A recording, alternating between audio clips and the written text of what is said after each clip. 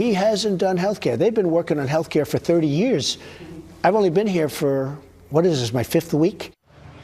Yeah, more than 30 years they've been working on health care. Laura Ingraham, doesn't it seem like we never stop talking about health care? Oh, my gosh, it's like hot potato. You take it. No, I'll take it. And all the folks up the Capitol Hill behind us, they're like, well, we need some guidance from the Trump team. Well, who's Trump's congressional liaison? I guess he used to work. He worked for the guy who challenged the governor of Connecticut, Malloy, and ran that strategy. I hope he does better in the congressional liaison position than he did for running the opposition to Governor Malloy in Connecticut. My home state. Sorry, it's near and dear to my heart. The president's saying, give me a chance. Give me a break. Yeah. It's only been 40 days. Yeah. Do you think that he's doing enough?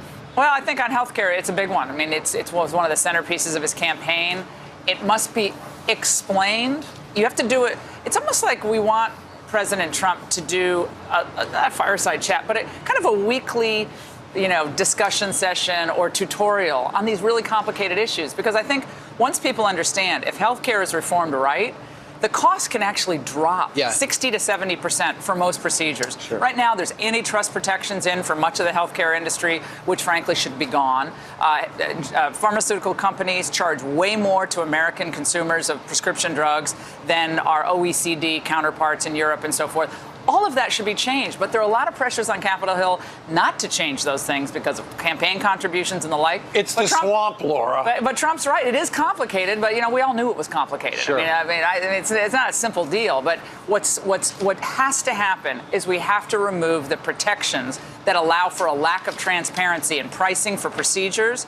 And then, just like with the LASIK surgery that I got back in '98, it was expensive. Right. By the way, who are you? Did it work well? It's a little bright here. Could it be any brighter in this studio? By the way, I'm boiling outside. So upset with the sun. Yeah, but the cost has come down. Why? There's true competition and true transparency in pricing. That has to happen. I was looking at your Twitter, and you tweeted out on LifeSet right now. You've got a piece about Minister of Truth. Oh my God. Stephen Miller, and you also talk about Bannon as well. They're obsessed. They're obsessed with Bannon and Miller. Instead of actually reporting on what's happened to our economy, our middle class, whether our foreign policy or our domestic policy, the palace intrigue stories have been plaguing Washington and frankly New York as well for too many years. It's fun to have a little human interest story every now and then. But the idea that Steve Bannon and Stephen Miller are the evil forces that are keeping real reform from happening is preposterous. Both of them are working really hard. They're both really good people. They have a more economic nationalist view of things. But Trump has had that view since the late 80s. Right. And, he gave interviews in the late 80s about trade and I believe even immigration. There's only Phil Donahue talking about it. This is not the idea of just a few top staffers in the White House. They're extremely important, don't get me wrong. But the media always wants to create the devil, and then they're not. Then the white knight will be, Chuck Schumer. But Laura, you've seen Steve Bannon up close. Not many people have. Yes, he's a good friend. Yeah, he's a good friend. He's dedicated. He's extremely smart. He's thinking about long-term strategy, and he's thinking about.